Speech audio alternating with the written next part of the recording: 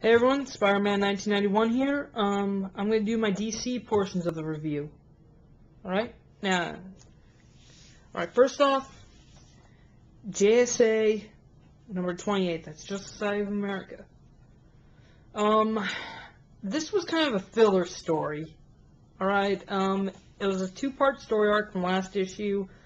A former ally from Japan, he came back from the spirit world during the JSA, during the Society's last adventure, story arc about two issues ago, when they had to deal with Crisis on the Rock of Eternity, and well, his spirit escaped, and he's seeking revenge on the JSA by sending Green Lantern, Flash, Wildcat, Iron Man, and Liberty Bell back in time to when the atomic bomb was dropped on Hiroshima. I don't know about you, but it's kind of, kind of feels like this concept is the whole Japanese revenge with Hiroshima, it's just kind of outdated. I don't mean to say that, I know the event, the bombing is important, it was sad, but, I just feel like now mentioning it is not really a big deal, but back then it would have been, maybe around the 80s when people were afraid of, Cold War, Russians and the nukes and stuff.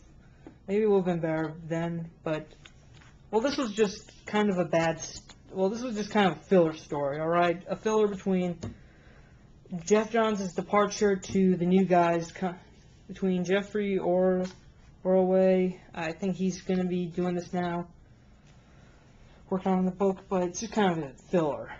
But it did give me a hint to Flash Rebirth. Jesse Chambers, aka Liberty Bell, formerly known as Jessie Quick, uses her father's speed formula 3x to 9AZ4A to gain brief super speed. I think that means that by the end of Flash Rebirth, she'll have her connection to the Speed Force reestablished.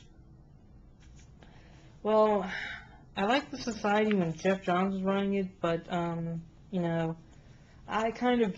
give this a 6 out of 10. Filler, mostly. Alright, our next title is Superman. For those of you who haven't been keeping up, Superman is not in the story.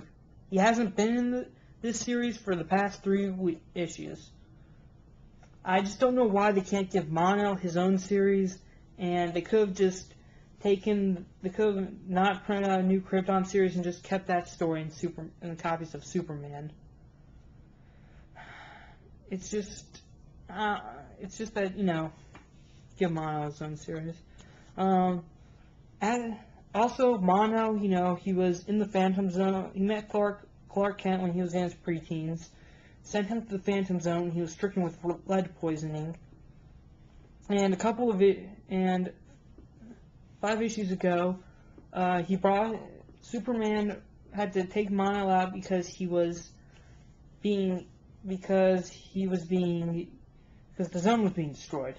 So Superman took Mon-El out, and he found a formula that was left by the Legion of Superheroes, gave it to Mon, and he got his powers, and he was healed, but that did have a downside though. When he was out and exposed to the yellow sun, he gets all the same powers as Superman does, but unfortunately that kind of counteracts with the formula to prevent his lead poisoning. Lead is like kryptonite to Daxamites. It's just like his immunity is kind of counteracting with the medicine, so eventually Mon will die.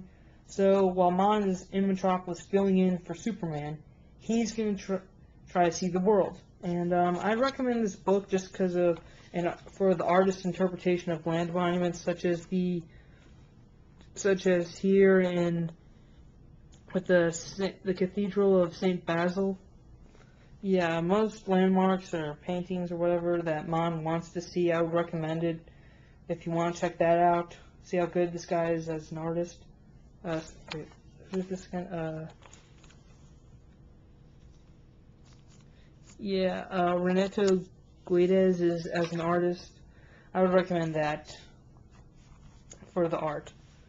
Also, Guardian kind of helps Mon-El defend himself on Morgan Edge's public TV show. Yep, Guardian helps defend Mon-El against America, against the worst threat to someone, being black, badmouthed by the media. Alright, then, eventually, General Sam Lane asks the prankster to assassinate John Henry Irons. Don't know why. Shaquille O'Neal's acting did that in that movie about steel. Burn. Okay, that was kind of funny. And also, Atlas is coming back. So now, when Mon comes back to Metropolis, he's going to have to deal with the prankster and Atlas. So that's kind of epic foreshadowing. This book, I gave it a 7 out of 10. It was kind of a pedestrian read. I get for the art. That's it. Okay. Next and final title, Green Lantern. I like this one because it's written by Jeff Johns, leads up to the summer event of Blackest Night where dead guys are going to come back. First of all, our Orange Lantern here, who's the only one, I can't really pronounce his name, so I'm just going to call him Agent Orange. He puts on Hal Jordan's blue ring. It stops his hungerous greed, but then eventually the ring fades off and returns to Hal. And Hal figures out a way to stop the Agent Orange by creating his own Green Lantern constructs to combat the Orange constructs. And there's a bit with Fatality as a new Star Sapphire and how she's, trying to seduce Jon Stewart or whatever. Not important at this point because Hal's fighting Agent Orange. He gets the orange power battery and briefly becomes an Orange Lantern. I kind of see Hal attaining all the rings in this sort of story arc. I mean, so far he's been a Red Lantern, a Blue Lantern, and now he's an Orange Lantern.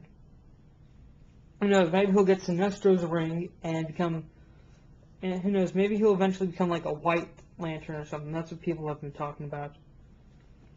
Well, Agent Orange takes his power battery, gets it way powered up, like past 8,000%, and becomes a huge construct of himself. He starts attacking everyone, and the Blue Lantern keeps asking Hal, what do you hope for? What do you hope for? Ever since he put it on, and then finally he says, I hope that you'll shut the hell up! And the ring automatically activates, and then gives Hal the power to stop Agent Orange, and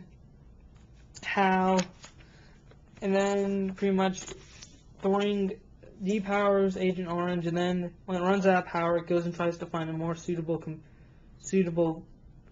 user. Then the Guardians make a deal with Agent Orange not to cause any more trouble in exchange for the location of the Blue Lantern Corps. The Guardian. When I read this and I saw that, I just kind of thought that was a dick move on the Guardians. Yeah, you want a blue ring? Yes. Yeah, they're over there. Just don't cause us any more trouble and you can go after them. Okay. And now the Blue Lanterns have their hands filled with this guy. Yeah. And it kind of sucks because the blue rings don't work unless they're in the presence of a Green Lantern. That just blows. And in our epilogue, 2 Green Lanterns in Sector 666 discover the Antimonitor's corpse in the Black Lantern power battery. And they try to get out, but we are left with the appearance of zombie hands. So that's the first Black Lantern coming back. Or second, Black Hands, the first. Alright, well, Johns has done an amazing run on Green Lantern. I hope Blackest Night will be as good as the Sinestro Corp Wars. I give this a 10 out of 10. And, well, Green Lantern was the title of the week for me. Well, that's it for the DC page. I hope to get some more comics next week, and I hope to do another Morph vid. This is Spider-Man 1991, signing off.